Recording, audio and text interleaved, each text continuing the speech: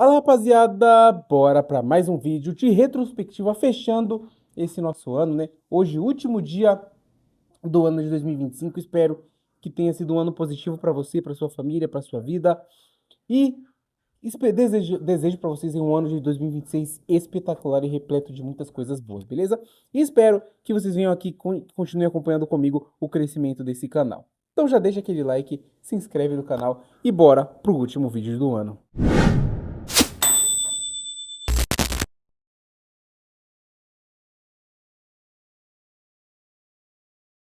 E não poderia faltar a retrospectiva sobre a Copa do Brasil. O último torneio ali que fechou a temporada de clubes no Brasil aí, né? Então vamos falar desse campeonato aí, que é com certeza o torneio mais charmoso e democrático do nosso país. Com 92 clubes espalhados por todo o país, de várias divisões diferentes.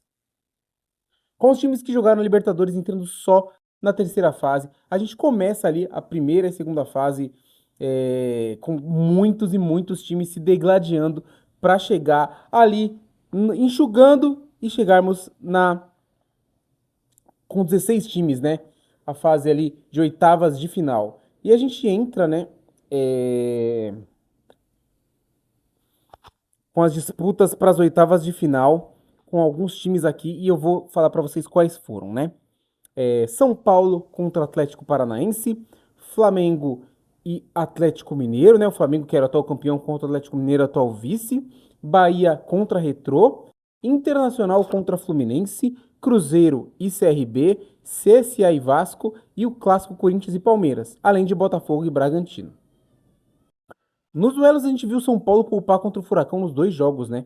E ser eliminado nos pênaltis. Também nos pênaltis o Galo eliminou, né, a equipe do Flamengo, que também poupou jogadores na Copa do Brasil. O Bahia passou com dificuldade pelo Retrô e o Flu também com dificuldade eliminou o Internacional.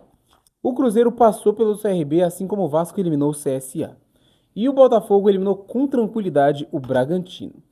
E surpreendendo muita gente, eu acho, para fechar as oitavas, o derby da capital teve o Corinthians eliminando o Palmeiras com certa tranquilidade também, tá? Vencendo nos dois jogos. E deixando para trás o time de Abel Ferreira, que não poupou ninguém. O Abel colocou o time do Palmeiras com força máxima para esse confronto. Nas quartas de final, a gente teve o clássico entre Galo e Cruzeiro. E tivemos ampla superioridade da Raposa nos dois jogos, tá, gente? Assim como o Corinthians, que passou muito tranquilamente pela equipe do Furacão. Mas com muita dificuldade, o Vasco surpreendeu e eliminou o Botafogo, que era com certeza um dos grandes favoritos para ser campeão da Copa do Brasil, que seria um título inédito para o Fogão, né? O Fogão nunca conquistou, já jogou uma final e perdeu para o Juventude lá atrás. E para fechar os classificados para a semi, a gente teve o Fluminense, que eliminou o time do Bahia. Nas semifinais, eu acho que nós tínhamos dois favoritos claríssimos, né? De um lado, a gente tinha o Cruzeiro, que é um time muito veloz e que estava jogando muita bola. Fez grandes jogos contra Flamengo e Palmeiras na temporada, né? E do outro lado, a gente tinha o Vasco. O Cruzeiro, nesse caso, o Cruzeiro encarava o Corinthians na semifinal, né? E do outro lado, a gente tinha o Fluminense, que estava jogando um grande futebol, talvez um dos melhores níveis de futebol naquele momento na temporada era do Fluminense. E encarava o Vasco num clássico, e o Vasco que vinha mantendo sua irregularidade de muito tempo, né? Mas o que se viu foram os dois favoritos caindo, né? Em Minas, o Corinthians venceu o Cruzeiro por 1-0. E em Itaquera, o Cruzeiro veio para cima com tudo e abriu 2-0, que seria o suficiente para colocar a Raposa na decisão. Mas o Corinthians não demorou muito e conseguiu diminuir. E nos pênaltis, o Hugo Souza decidiu com uma forcinha do Gabigol e colocou o Corinthians em mais uma final de Copa do Brasil. Lá no Rio de Janeiro, o Vasco venceu o primeiro jogo e perdeu no segundo, mas nos pênaltis também deu o Vascão. E o Vascão estava numa final depois de muito tempo, né? A última vez que o Vasco jogou uma decisão de nível nacional foi em 2011, quando o time foi campeão da Copa do Brasil. E o Corinthians, né, que sempre vinha chegando. Nós tivemos vice em 2018, vice em 2022 e semifinal em 2023 e 2024. O time tentava o tetracampeonato. No primeiro jogo em São Paulo, muito equilíbrio, leve superioridade do Vasco e um fraco 0-0, ruim de se assistir para uma final, né?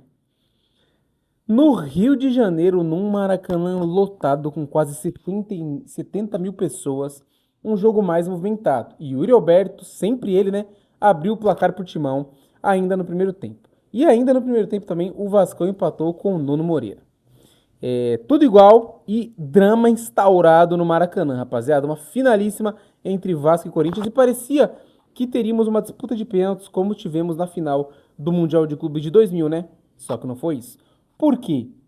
Numa jogada lendária do garoto Breno Bidon, ele lança no Mateuzinho, que toca no ponto futuro pro Yuri Alberto, cruza na área pra achar ele. O cara é extremamente criticado pelos altíssimos valores pagos a ele, né? E premiações e tudo mais. Mas que quando o Corinthians precisou, ele tava lá. Memphis Depay faz 2-1 pro Corinthians, conquistando assim, pela quarta vez, o título da Copa do Brasil pelo Timão. É isso aí, rapaziada. O Corinthians campeão da Copa do Brasil, fechando um ano que parecia que seria desastroso pelas notícias que vinham de fora dos gramados, mas termina com 2 títulos, um total de 2 a mais do que seu arquirrival Palmeiras, muito mais bem gerido do que o Corinthians, né não? Coisa pra pensar.